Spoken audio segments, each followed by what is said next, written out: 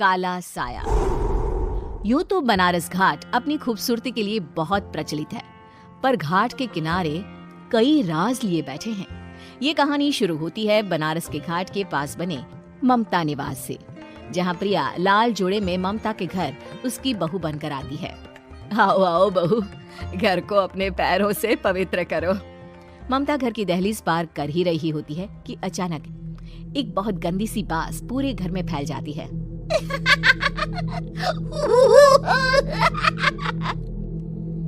ये बदबू और ये आवाजें, ये कौन हंस रहा है माँ?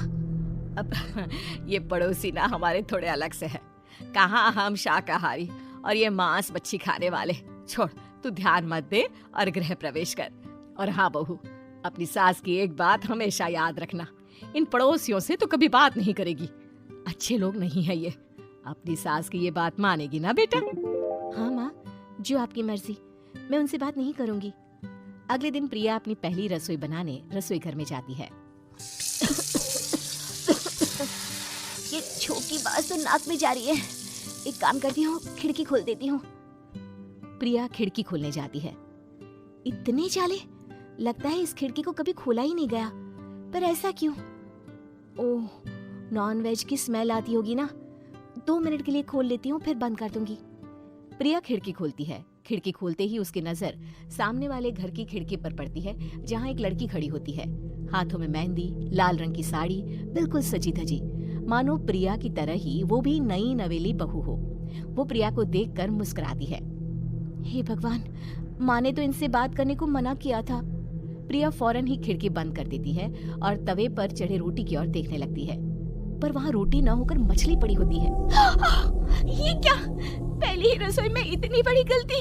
हे भगवान, अब मैं क्या करूं? प्रिया बहुत डर जाती है और फौरन रसोई की सफाई करने और फिर सभी के लिए खाना बनाने लग जाती है। जब वो सबको खाना परोसती है, सब तो ठीक है, मैं बेकार में चिंता कर रही थी। हे भगवान, ऐसे ही बस अपनी कृपा बनाए रखना। रात के वक्त जब सब सो रहे होते हैं, तब प्रिया को पायल की आवाज सुनाई देती है, जिससे उसकी आंख खुल जाती है। ये पायल की आवाज कहाँ से आ रही है? प्रिया उठकर उस आवाज के पीछे छत की सीढ़ियों तक जाती है। तभी उसे बच्चे के रोने की आवाज आती है। प्रिया छत पर जाती है तो क्या देखती है? वही लाल साड़ी वाली लड़की अपनी गोद में एक नवजात बच्चे को घुमा घुमा कर सुला रही है। तभी प्रिया की नजर उसके पेट पर पड़ती है। ओह गॉड, ये तो प्रेग्नेंट भी है। सुनिए, बच्चा सो नहीं रहा है क्या? मैं कुछ मदद करूं? नहीं नहीं, आपके घर वालों को अच्छा नहीं लगेगा, मैं संभाल लूंगी। स्नेहा की गोद से बच्चा हाथ मारकर प्रिया की गोद में आने को छटपटाने लगता है। दोनों घर अगल बगल में बने होने के कारण प्रिया उस बच्चे को गोद में ले लेती है। प्रिया के पास आते ही वो सो जाता है। बच्चे का वो स्पर्श रात भर प्रिया भूल नहीं पाती और अगली सुबह वो छत पर कपड़े सुखा रही होती है। तभी उसे एक औरत इशारा करके बुलाती है। स्नेहा कह रही थी बाबू तुम्हारी गोद में आते ही सो गया। मैं गौरी, स्नेहा की माँ हूँ। बहू, घर आना, बाबू को खिला भी लेना। शाम को जब घर पर कोई नहीं रहता, बच्चे से मिलने के लिए प्रिया छिपकर अपनी पड़ोसन के घर चली जाती है और कुछ देर बच्चे को खिलाकर वापस लौट आती है। इसके कुछ दिन बाद ही प्रिया को पता चलता है कि वो माँ बनने वाली है। ममता की खुशी का ठिकाना नहीं रहता। माँ जी, पता नहीं क्यों उल्टी आ रही है। प्रिया भागती हुई वॉशरूम में जाती है तो हरे और लाल रंग की उल्टी करती है। उस उल्टी में से कीड़े निकलते हैं। ये क्या? खून और ये कीड़े! माँ! माँ!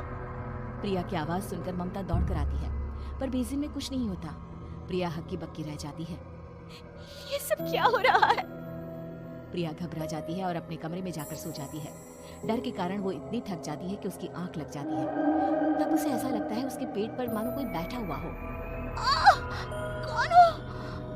प्रिया के पेट पर एक 5 महीने की बच्ची बैठी हुई थी, जो बुरी तरह जली हुई थी।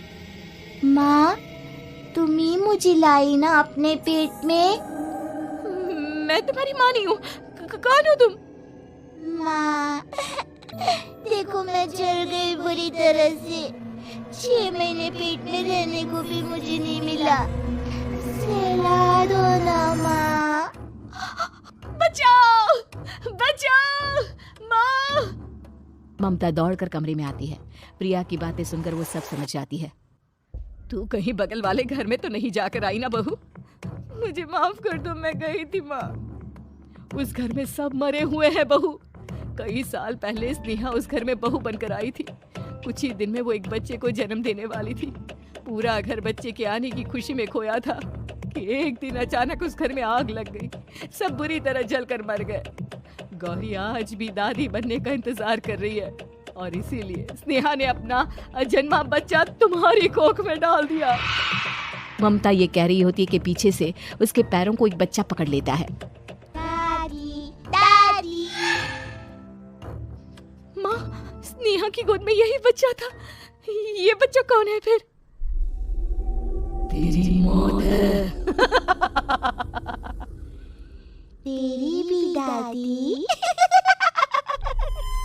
जिस चीज का ममता को डर था वही हो गया। ममता निवास के ऊपर मौत ने चादर बिछा दी थी।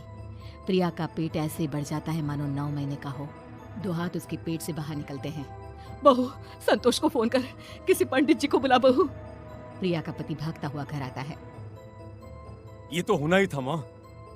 तेरा बाप तेरे सामने आ गया तो तू सह नहीं पा रही है। स्नेहा घर में आग लगी नहीं थी, माँ ने लगाई थी प्रॉपर्टी की लालच में। और वो बच्चा मेरी पहली पत्नी का बच्चा है, मेरा बेटा, जो कि उस आग की चपेट का शिकार हो गया था। मैंने तुमसे ये सब माँ के कहने पर छुपाया था। मुझे माफ कर दो प्रिया। तुम अगर चाहो तो यहाँ से जा सकती हो। मैं तुम्हें किसी भी बंधन में रखना नहीं चाहता। मेरी शादी हुई है आपसे, मैं आपको छोड़ नहीं सकती, पर उससे पहले हमें स्नेहा, उसकी माँ और बच्चे की आत्मा की शांति करवानी होगी। संतोष और ममता गौरी के घर जाते हैं। अंदर सब कुछ जला हुआ होता है। जमीन पर जली हुई लाशें बिखरी हुई थी। ममता रो रो कर अपने करने की माफी गौरी से मांगती है। प्रिया स्नेहा के घर वालों का अंतिम संस्कार करवा देती है और ममता निवास फिर से आत्माओं के साए से मुक्त हो जाता है।